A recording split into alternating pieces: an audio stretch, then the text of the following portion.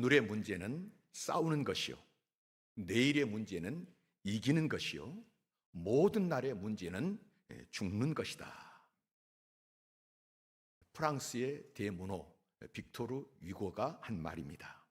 빅토르 위고는 인간에게는 세 가지 종류의 싸움이 있다고 보고 있습니다.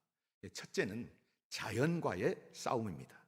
많은 재난, 홍수라든지 혹은 지진이라든지 또 춥고 덥고 이런 기후에서 오는 것이라든지 또는 전염병, 많은 질병들, 이런 것들과 싸우면서 살아간다는 이야기입니다. 두 번째는 인간과 인간의 싸움입니다.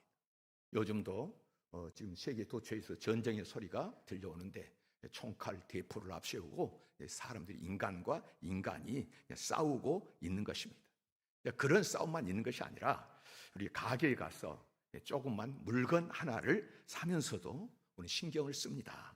어떻게 하면 속지 않고 좋은 물건을 싸게 살 수 있을까? 또 파는 사람은 내가 어떻게 하면 수고한 만큼 손해보지 않고 땀 흘린 대로 더 많이 받을 수 있을까? 팽팽한 긴장 속에서 모든 관계가 이루어지는 것인데, 이런 것도 우리가 어떤 싸움의 일종으로 볼 수 있다는 것이죠. 물건 사는 것뿐입니까? 직장에서도, 정치하는 데에서도, 우리의 삶의 모든 영역에서, 심지어는 부부간에도 먹느냐 먹히느냐, 지배하느냐 지배당하느냐, 주인이 되느냐 종이 되느냐, 팽팽한 긴장 속에서 한평생 싸우면서 살아간다, 그런 이야기를 합니다. 세 번째, 또한 우리는 부득불 자기 자신과의 싸움을 해야 합니다. 가장 무서운 적이 자기 자신입니다. 자신의 욕망과 자신의 나약함, 또 자신의 게으름, 이런 것과 매일 싸우는 것입니다. 나는 왜 이렇게 게으른가? 나는 왜 이것을 이루어야 되는데 안 되는가? 이제 그러면서 우리가 싸움을 통해서 자기 진실을 지켜가는 것입니다. 이러면서 빅토르 유고는 자연과의 싸움을 설명하면서 바다 위의 노동자라는 책을 썼고요, 인간관계를 역사적으로 연구하면서 93년이라는 제목의 소설을 썼습니다. 그리고 자기 자신과의 싸움을 극적으로 그려서 서양 문학사의 가장 위대한 소설이다. 위키트리스인가요? 거기 사전에 보니까 그렇게 나와 있더라고요. 서양 문학사의 가장 위대한 소설이다. 그래서 우리는 그 주인공 이름을 따서 이제 번역이 돼 장발장이라고 그렇게 이름이 있는데, 레 미제라블, 그렇게 그 책을 써서 이제 자신과의 싸움을 그리고 있습니다. 여러분은 자기 자신에 대해서 얼마나 생각해 보셨습니까?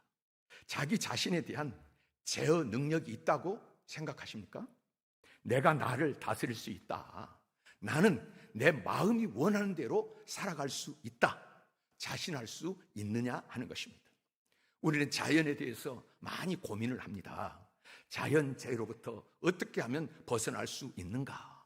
그리고 이 경제 문제는 또 어떻게 해결을 해야 되는가?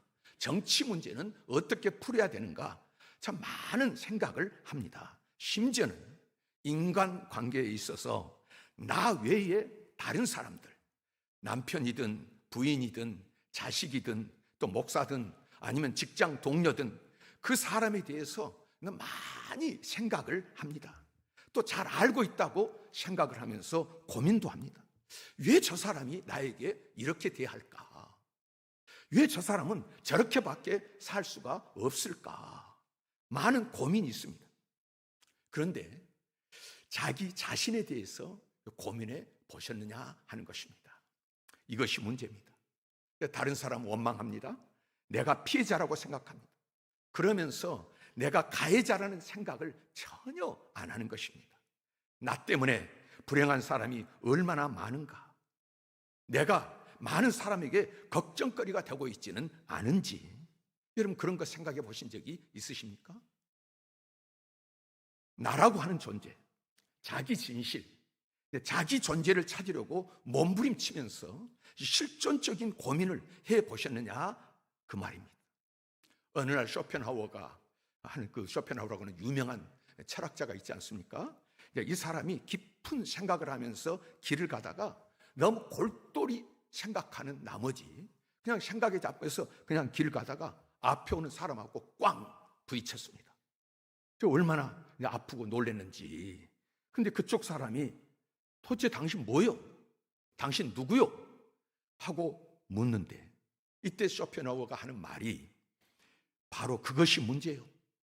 내가 누군지를 몰라서 지금 고민하면서 가다가 이런 일이 생겼어. 대답했습니다. 그러면 쇼펜하우어는 그렇다 치고 부딪힌 상대방은 대낮에 무엇을 보고 무슨 생각을 하다가 부딪힌 것입니까? 당신은 누구요? 하고 묻지만은 나는 왜 이렇게 삽니까? 나는 왜 부딪혔습니까? 나는 누구입니까? 이솝 우화에 나오는 잘 아는 이야기입니다. 파리와 불나방의 이야기입니다. 어느 날 파리가 꿀 항아리에서 꿀을 먹다가 이 변두리에서 조금씩 빨아먹으면 될 텐데 조금 더 먹으려다가 깊이 들어갔다가 그만 꿀 항아리에 빠지고 말았습니다.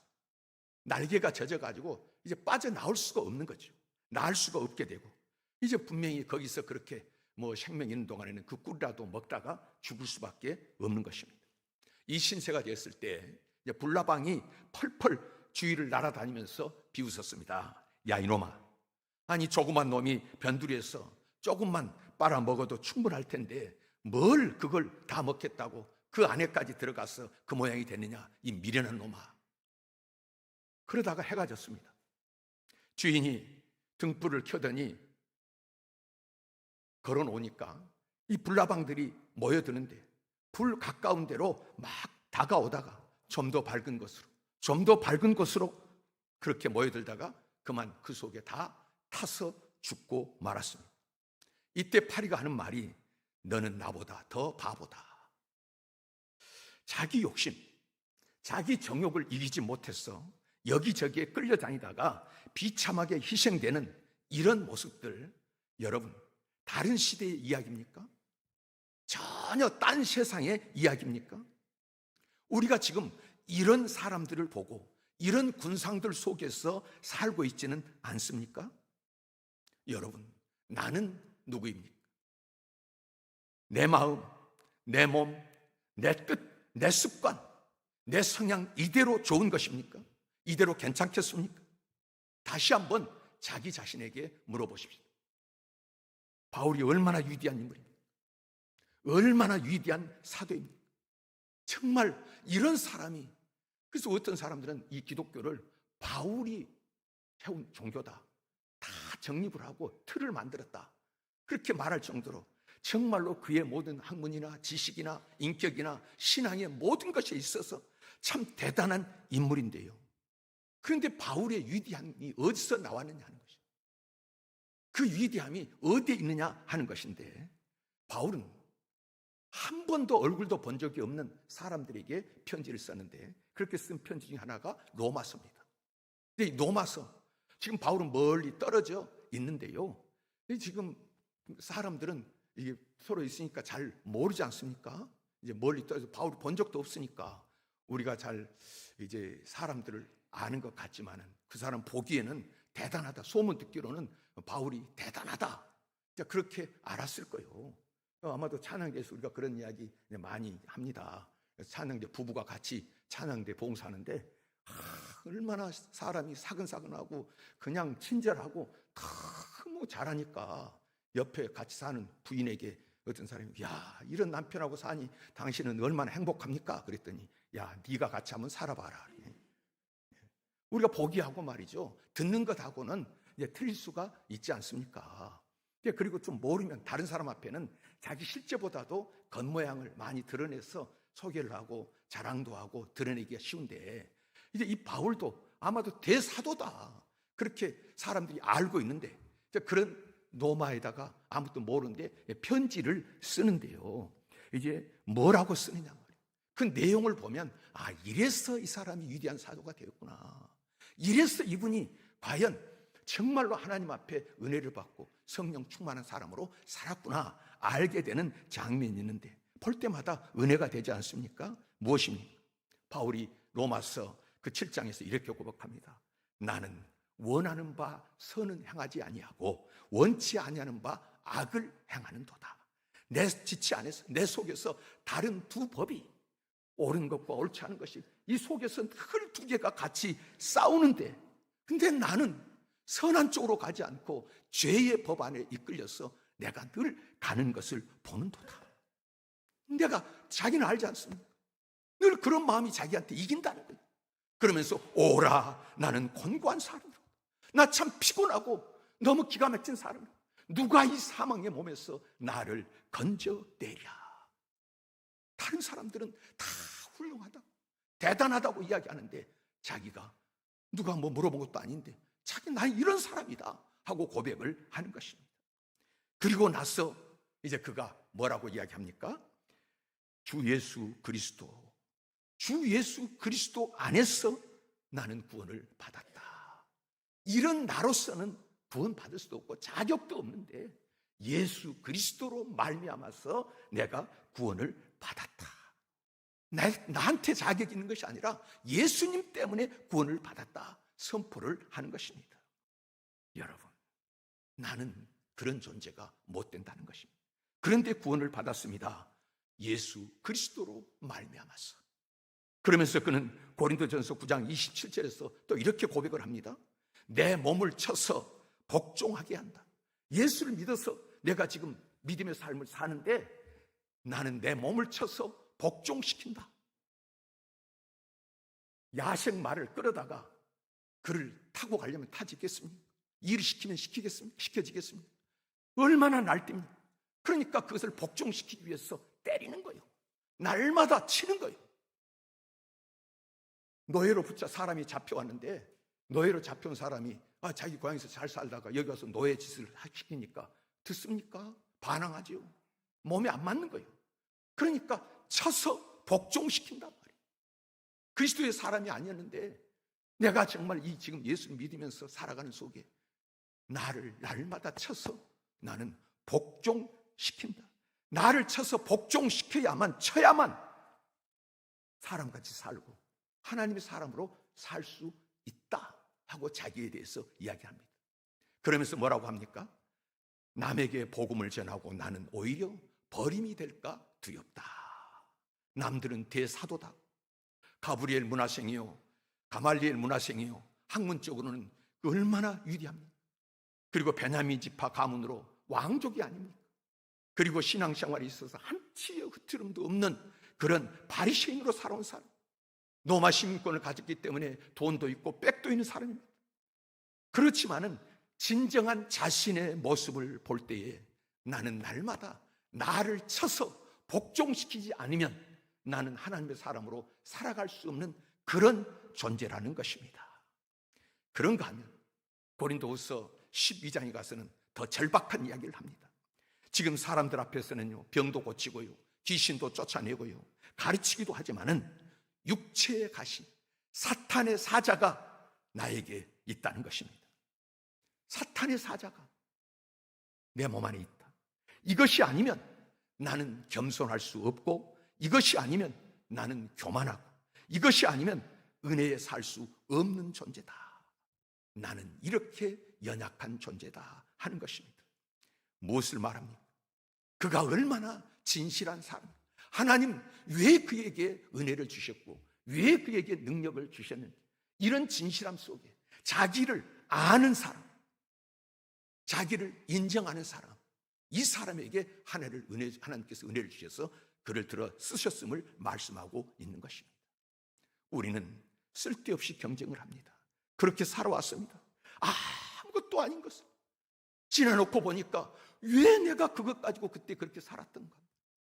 그런데 지금도 이것이 헛되고 아무것도 아닌 것을 생각지를 못하고 너무 허무한 일에 많은 정력을 기울이면서 거기에 붙잡혀서 살고 있는 것입니다. 작은 일에 붙잡혔어요. 이유가 무엇입니까? 자기를 모르기 때문에. 내 힘으로 할 수 있다, 내가 가진 경험과 실력이면 지금 이대로면 이렇게 생각을 합니다. 그러나 주님께서 말씀하십니다. 요한복음 16장 12절입니다. 내가 아직도 너희에게 이를 것이 많으나 지금은 너희가 감당하지 못하리라.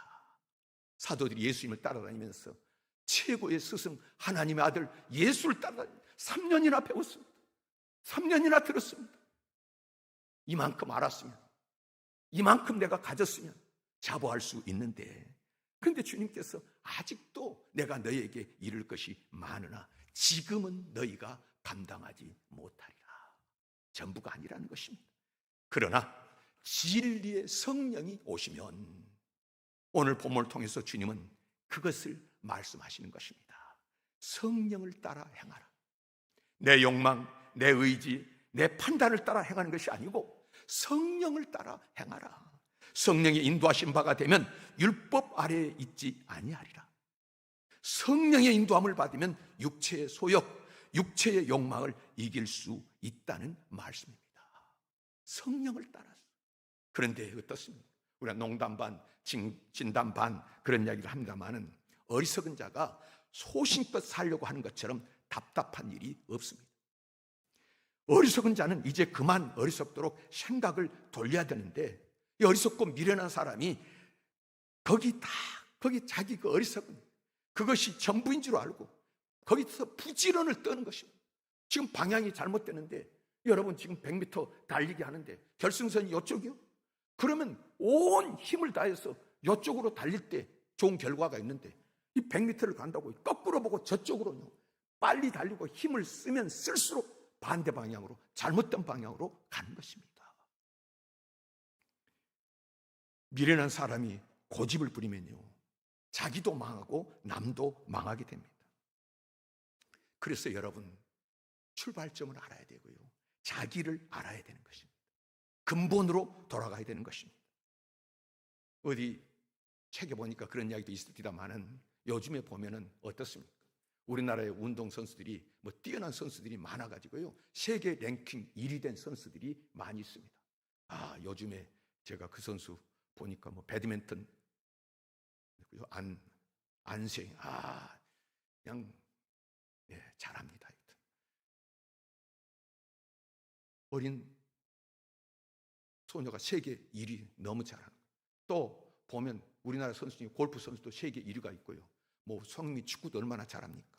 그래서 곳곳에서 1위 하는 사람, 또 어떤 가수도 최고의 자리에 오는 사람들도 있는데요, 가끔 보면 그런 사람들이 슬럼프에 빠져가지고 어저께까지 그렇게 잘 치다가 순식간에 무너져가지고요, 예선에서 떨어지는 거예요. 등수에도 못 드는 거예요. 그래서 무너지는 것입니다. 그래서 고민하다가 어떤 사람들은 스스로 몸을 해치기도 하고 좌절하고 그 정신적으로 고통을 받는 그런 사람도 있는데, 처방을 하는 것을 들어보면 다 똑같습니다. 전문가들이 그 처방하는 것을 보면은 무엇입니까?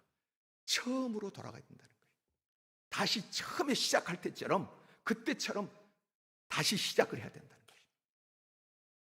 처음 기초부터 다시 시작을 해야 다시 폼이 잡혀지고 새롭게 될 수 있다는 것입니다.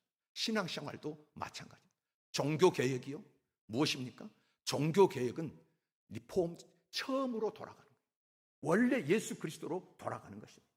중간에요, 이것 끼고 저것 끼고 사람의 의와 율법 이런 것들이 다 들어와가지고 방향이 완전히 틀어진 거예요. 그러니까 다시 오직 예수, 오직 믿음, 오직 성경, 오직 은혜, 이 처음으로 돌아가자 하는 것이 종교 개혁입니다. 우리 개인의 신앙생활도 마찬가지입니다. 한 가지 고치고 두 가지 고치고 결심하고, 올해 2023년 맞이했으니까 올해는 이걸 바꾸자, 내년은 저걸 바꾸자. 근데 올해 시작했습니다. 작년에도 그랬고 그 전에도 그랬고, 바꿔보자, 새로워지자, 잘하자 결심하고 맹세하지만은 됩니까? 고쳐졌습니까? 여러분, 우리의 신앙의 근본, 거기로 돌아가 있는데 출발점이 무엇입니까? 근본이 무엇입니까? 하나님께서 성령을 보내주셔서 예수 그리스도를 영접하게 한 그 자리가 바로 출발점인 줄 믿으시기를 바랍니다. 예수를 영접할 때는요, 어떤 사람이든지 한 가지예요. 나는 내 힘으로 살 수가 없다. 교회는 다닐 수 있어도요, 예수를 진정으로 영접하고 모시는 그 출발점은 나는 죄인입니다. 나는 내 힘으로 할 수 없고 살 수도 없고 이렇게 가서 나는 끝에 좋은 결말이 없습니다. 하나님이 도와주셔야 됩니다. 하나님이 인도해 주셔야 됩니다. 그러면서 이 죄인 된 것을 자기를 알고 그 하나님을 모셔드리는 것, 이것이 바로 우리의 신앙의 출발점인데 누가 그렇게 합니까? 누가 깨닫게 해줍니까? 우리가 신학적으로 보면 성령님이 먼저, 내가 누가 가자 그래서 교회에 온 것 같고 우리 부모님이 다녔기 때문에 내가 신앙생활한 것 같지만은 근본은 성령님이 찾아오셨어. 내 마음에 감동시켰어. 예수 믿습니까? 물어볼 때 예, 믿습니다. 고백시키는 분이 성령님인 줄 믿으시기를 바랍니다. 그래서 우리는 누구나 할 것 없이 예수를 믿었다? 여러분, 은혜로 구원받은 것입니다. 하나님의 은혜로. 내가 뭘 잘했어, 공로가 있어서, 자격이 있어서가 아니라 자격이 없는데 없는 것을 인정하고 우리 주님을 영접할 때 여러분, 거기서부터 우리가 구원의 역사가 시작되는 것이고 내 생명의 새 역사가 시작된 것인 줄 믿으시기를 바랍니다. 그래서 여러분, 그동안에 뭐를 믿었느니, 내가 뭘 알았느니, 내가 어떤 직분을 가졌느니, 뭐라 그런 쓸데없는 거 다 허망한 이야기입니다. 처음 믿을 대로 돌아가고 첫사랑으로 돌아가야 됩니다. 거기서 출발이야. 그랬을 때 살아갈 때 육체의 욕심을 이루지 아니하고 사람의 욕망에 매이지 아니하고 하나님 앞에 어느 때든지 언제든지 주님 앞에 섰을 때 자랑스럽게 당당하게 설 수 있는 길은 오직 그것뿐이라는 것입니다. 그러므로 여러분, 이제는 내 생각을 버리고 그저 어리석을 정도로 주님의 말씀을 따르는 것, 성령이 감동해 주시는 대로, 성령이 지시해 주는 대로, 성령이 오늘 주신 말씀대로 인도하는 대로 순종할 때에 육체를 이기고 세상을 이기는 것입니다.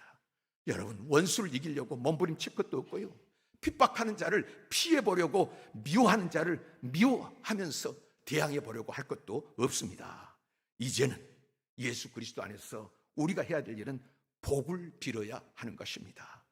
그런데 이게 우리가 그를 사랑해야 되는데 됩니까? 우리 힘으로 되냔 말이에요. 능력으로 됩니까? 오직 성령의 도우심이 있어야 되는 줄 믿으시기를 바랍니다. 성경이 그것을 말해주는 것입니다. 성경에 보면 이제 하나님의 사람들이 어떻게 성장해 가는지 이제 그것을 기록을 하고 있지 않습니까? 베드로와 제자들이 예수님 따라다닐 때 얼마나 형편이 없었습니까? 이제 그런데 그들이 예수님 따라다니면서 많이 배우고 듣고 성장을 하는데, 그런데도 보십시오. 특별히 우리가 제자들 중에 베드로, 야고보, 요한 하면 예수님께서 어디를 가실 때, 무슨 일이 있을 때 특별히 사랑해서 세 사람 데리고 가는 그런 사람들이었습니다.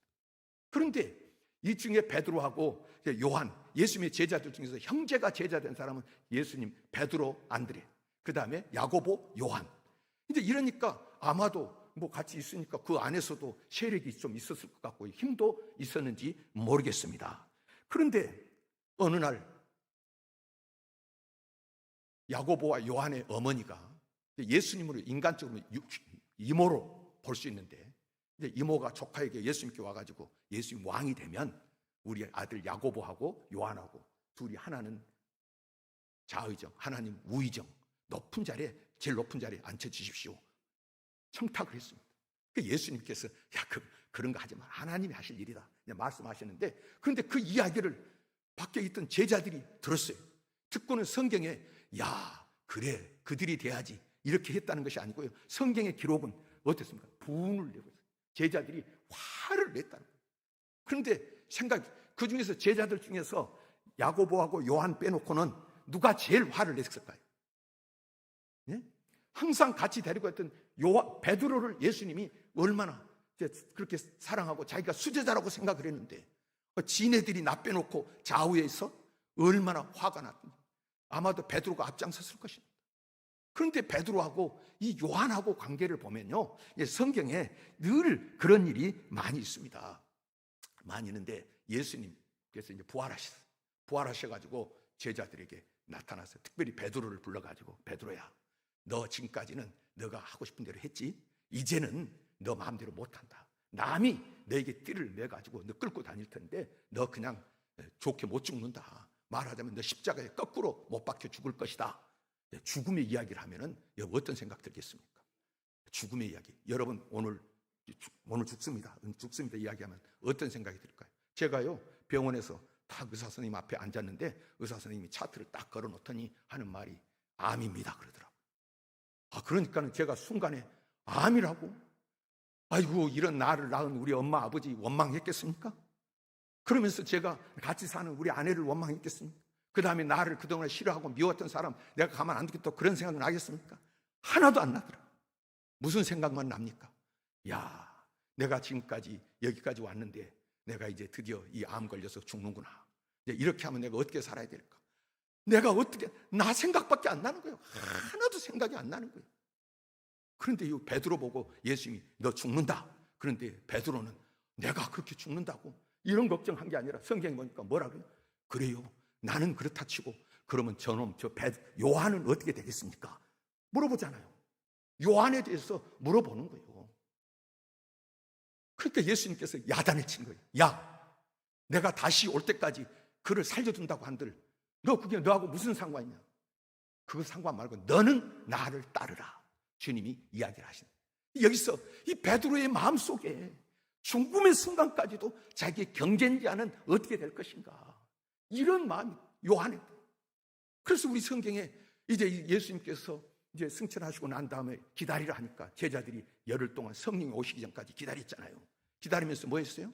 그들이 한 일은 기도도 했지만은 거기에 가룟 유다 대신 죽은 대신 제자를 하나 뽑는 거예요. 이제 사도를 하나 더 뽑는 거예요. 그럼 사도를 하나 더 뽑으면 자기들 그 기도하는 사람 사도들이니까 모여가지고 우리 베드로가 추천한 사람 한 사람 누구 청구하면 그 사람 세웁시다. 아니면은 우리끼리 의논해서 누구 한 사람 세웁시다. 이러고 세웠으면 될 거예요. 그거 간단한 문제 같은데. 근데 성경에 보니까 두 사람을 청거했다. 청거한 사람, 추천하는 사람이 둘이 있었다. 이게 다르게 말하면 서로 미는 사람이 이 사람이 사도가 돼요. 아니야, 이 사람이 사도야. 양보 안 하고 미는 사람이 두 세력이 있었다는 거예요. 그러니까 청구하니까 결국은 어떻게 했습니까? 합의를 못 보고 뭘로 하자 그랬습니까? 제비를 뽑자는 거예요. 그러면 서로 양보 안 하니까 제비를 뽑자. 그래가지고 제비 뽑은 사람이 맞디합니다. 무엇을 말합니까? 제가 생각할 때는 여기 지금 두 사람 중에 이 두 사람을 청구했는데 양쪽에 핵심 서로 밀어줬던 사람이 누굴까요? 베드로하고 요한 세력. 자기 형제들도 있고요. 세력 양보 안 하고 이런 정도로 갈등 관계에 있던 이 두 사람 하나 되기가 쉽습니까? 그런데 성경에 이 두 사람이 성령을 받았어요. 그리고 사도행전 3장에 무엇을 말씀합니까? 이 두 사람이 성전에 올라가서 기도하러 갔다. 같이 기도하러 갔다. 이게 굉장한 역사입니다. 여러분 오늘 교회 여기 앉아 있어도요, 어떤 사람들은 누구 얼굴 보기 싫어서 아마도 그 사람이 저쪽에 있으니까 나는 이쪽에 앉고요, 그 사람이 앞에 있으니까 나는 뒤로 가고, 이런 사람 있을 수 있습니다. 여러분 중에는 없죠? 저 가끔 집에서 우리 집사람하고 한번 말다툼 하면요, 집사람하고 그래서 먼저 가, 난 안 갈 거야. 같이 가고 싶어. 안 되는 거예요, 이게 사람으로. 그런데 베드로하고 요한이 그런 갈등 관계에 있던 사람이 성전에 기도하러 같이 갔다. 사람의 마음을 자기가 못 다스리지만 성령께서 오시니까, 오순절에 성령이 강림하니까 그 기적이 일어나가지고, 전에는 껐떡하면은 저게 요한이고 또 누구 안드레고 저런 놈들 다 주님 다 버릴지라도 나는 안 버립니다.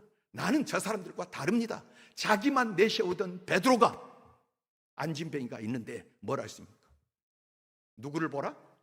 야, 나를 봐, 내가 이러지 않고요, 우리를 보라. 요한하고 나하고 같이 있는데 우리를 보라. 그리고는 내게 있는 것으로 내게 주느니. 내 혼자 기도가 아니라는 거예요. 내 혼자 하는 것이 아닙니다. 이 요한을 인정하고요, 같이 가는 겁니다. 거기서 안진뱅이가 일어났고 하늘문이 열리는 것입니다. 여러분, 오늘 우리가 우리 마음을 다스릴 수 있습니까? 성경이 무엇을 말씀합니까? 사람의 힘으로는 자기 마음도 못 다스립니다. 성령이 오시니까 그 경쟁 관계에 있던, 그 싸움의 관계에 있던, 그렇게 서로 볼 수 없었던 사람들을 하나 되게 해주셨다고 하는 것입니다. 성령이 오셔야 되는 줄 믿습니다. 성령이 오셔야. 그러니까 여러분, 그동안 내가 뭘 믿었느니 알았느니 직분이 뭐라니 이런 것에 매일 것이 아니라요. 여러분, 우리가 그 사람에 매일 것이 아닙니다. 성령의 도우심이 있어야 신앙생활을 바로 할 수 있는 것입니다. 어떤 목사님 이야기를 들어보니까 교회에 젊은 장로가 있는데 얼마나 신앙생활을 잘했는데 젊어서 장로에 뽑힌 거예요. 새벽 기도 안 빠지죠. 교회 예배 시간 모든 시간에 하나님 앞에 충성을 다하죠. 교회를 건축하는데 자기 집을 팔아가지고 교회 건축원금을 내고는 자기는 전셋집에서 산 장로가 됐습니다. 얼마나 이분이 열심히 하는지. 그런데 회사를 경영하는데 그 회사 경영하는 데 있어서는 불신자가 운영하는 세상 어떤 회사보다도 온갖 수단과 방법을 다 해서 그렇게 회사를 경영하는 겁니다. 이분은 하는 거죠. 예수 믿어야 구원받고 교회 가고 또 헌금하고 또 새벽기도 가고 그런 것이 믿음 생활 잘하는 것으로 알고 그렇게 믿음 생활 했지만 여러분, 이분의 생각은 어떤 것입니까? 종교의식을 행함으로 구원과 축복을 받는다고 생각을 한 것입니다. 이런 것을 율법주의적인 생각이라 이렇게 말하는 것입니다. 예수 믿는 것이 아닙니다. 종교 행위를 의지하는 율법주의라고 하는 것입니다. 이런 율법주의적인 마음이 매일 우리 안에서 싸우는 거예요. 내가 했던 일들 공로를 내세우고 내가 살아온 경험을 내세우고 인간적인 이런 것들을 내세우면서 끊임없이 우리 안에서 나를 끌어당기고 그 사람들 앞에 그렇게 보이게 만들게 하는 것입니다. 그러나 여러분, 오늘 우리 주님께서 성령께서 무엇을 말씀하십니까? 예수의 마음을 가지기를 원하신 줄 믿습니다. 예수의 영, 하나님의 영, 성령으로 충만하기를 원하신 줄 믿습니다. 성령을 따라서 향하게 될 때에 우리는 그런 모든 율법주의적인 생각들과 그런 삶을 이기게 되고 버릴 수 있다는 것이고요. 그래서 성경에 십자가에 우리가 못을 박는 육과 정을 못을 박을 수 있는 길은 성령의 인도하심입니다. 그러면 어떤 분은 그럼 성령님을 우리가 어떻게 모시고 어떻게 따라야 됩니까? 하고 이야기할 수 있는 분이 있는데요. 여러분, 성경은 성령 충만하라, 성령을 받으라 이야기를 하는데 여러분, 예수를 구주로 믿으십니까? 이미 성령님께서 여러분 속에 와 계신 줄 믿으시기를 바랍니다. 예수가 아니면 누구도, 성령이 아니면 누구도 예수를 주라 고백할 수 없습니다. 성령님께서 이미 오셔서 여러분 속에 계시고요, 저 속에 계셔서 예수를 구주로 고백하게 만들기 때문에 성령님이 우리 속에 와 계신 줄 믿습니다. 그런데 성령 충만하라 무슨 말이에요? 성령을 받으라 무슨 말입니까? 이미 와 계시는데요. 여기 우리 장로님이, 권사님, 장로님 계시잖아요. 그러면 계시면은 이 장로님, 우리 어떤 한번 우리 관계 속에서 늘 장로님 인사는 가끔 하고 그러면서도 전혀 관계도 안 하고 그렇게 무시하고 살면 나하고 무슨 상관이 있습니까? 그런데 물론 우리가 이제 장로님 다 대체했어요. 성령 하나님이 계시는데 전능하신 하나님, 능력이 많으신 하나님, 그 권능의 손을 펼치시면 여러분 다이너마이트 권능을 받고 했으니까 엄청난 하늘의 역사가 일어나는 그런 능력을 가신 하나님을 이름만 부르고요 그냥 지나면은 여러분 거기에 무슨 유익이 있습니까? 충만하라는 말은 그분과 계속 관계를 맺으면서 이름만 부르지 말고 관계를 맺으면서 결국 충만은 모든 범사에 그분과 교제하고 그분을 부르고 그분의 인도함을 받고 그분의 도움을 받는 것이 충만인 줄 믿으시기를 바랍니다. 그 충만함으로 들어가는, 그러면 성령님은 여러분 우리가 원하고 부르면, 예수를 구주로 믿는 사람들이 부르면 우리가 알지 못할 때도 말할 수 없는 탄식으로 우리를 도우시는 분이니까 우리가 주님 앞에 이름만 부르면 여러분 그 권능의 손, 하나님의 손, 성령이 오셔서 우리를 어루만져 주시고 도와주시고 붙잡아 주시는 것을 기억하시기를 바랍니다. 성령님은 그런 분. 그러니까 여러분 이제 매일매일 삶 속에서 어떻게 해요? 약속하셨습니까? 우리는 잘 안 지키고, 사람 생각해서 뭐 우리 어머니도 아버지도 약속 잘 안 지키고 우리 누구도 나도 안 지키는데, 이러면서 하나님을 생각하면 안 됩니다. 그게 불신입니다. 하나님은 거룩하신 분입니다. 우리가 다르신 분입니다. 이름 부르고 우리가 주님 앞에 은혜를 구하면 언제든지 권능의 손을 펼치시는 줄 믿습니다. 그러므로 여러분 따라서 합니다. 성령님 도와주시옵소서. 성령님 인도하여 주시옵소서. 여러분 우리 속에 와 계신 성령님 이름 부르고요, 매사에 범사에 그 주님을 부르면 주님께서 실제 내 삶 속에서 역사해 주시는 것입니다. 그래서 오늘 성경 말씀은 무엇을 말씀하십니까? 적극적으로요, 여러분 성령께서 오늘 주신 말씀은 너희가 만일 성령의 인도하신 바가 되면 율법 아래에 있지 아니하리라. 세상을 이기고요, 불신앙에서, 잘못된 신앙에서 이길 수 있는 유일한 길은 성령의 인도함을 받는 것입니다. 그러므로 여러분 성령님 부르시기를 바랍니다. 그 성령님과 동행하시기를 우리 주님께서 원하신 줄 믿습니다.